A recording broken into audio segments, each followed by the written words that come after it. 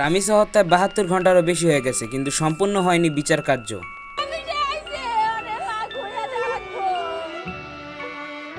মানে একটা দেশের আইন ব্যবস্থা কতটা খারাপ হলে এখন পর্যন্ত খুনির বিচার হচ্ছে না।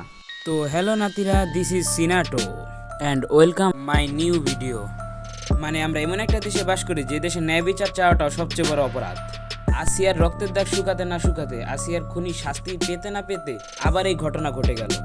মানে বাংলাদেশ কন্যা শিশুদের জন্য কেমন যেন দোজকে পরিণত হয়েছে। বাংলাদেশের সরকার এখন পর্যন্ত আসিয়ার খুনিদেরই শাস্তি দিতে পারেনি, আবার নাকি প্রতিশ্রুতি দেয় রামিসার খুনিদের শাস্তি দেবে, তাও নাকি খুব দ্রুত।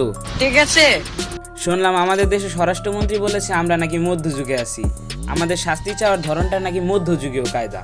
আমার প্রশ্ন হচ্ছে, এটা কি মধ্যযুগ নাকি চেতনার যুগ? সেটার উত্তর যদি আমাকে দিতেন। আমি এখনো সাহস পাইনি আমার মেয়ের একটা ছবি বের করে দেন, আমার সে সাহস। এভাবে একের পর এক বাবার বুক খালি হবে, এভাবে একের পর এক শিশু হত্যা হবে, কিন্তু তার বিচার হবে না। এই স্বাধীনতায় কি চেয়েছিলাম? এর জন্য কি বাঙালিরা জীবন দিয়ে দেশ স্বাধীন করেছিল? মানে সকল তথ্য প্রমাণ থাকার পরও নাকি খুনির বিচার হতে আরো 1 মাস লাগবে। এটা যদি আমাদের দেশের প্রধানমন্ত্রী বা উচ্চপদস্থ কোনো নেতার মেয়ে হতো, তাহলে 3 ঘন্টার ভিতরে খুনিদের বিচার করা হয়ে যেত। কিন্তু এটা তো আপনার আর আমার মতো সাধারণ বাঙালির মেয়ে, কিভাবে তার বিচার হবে বলেন?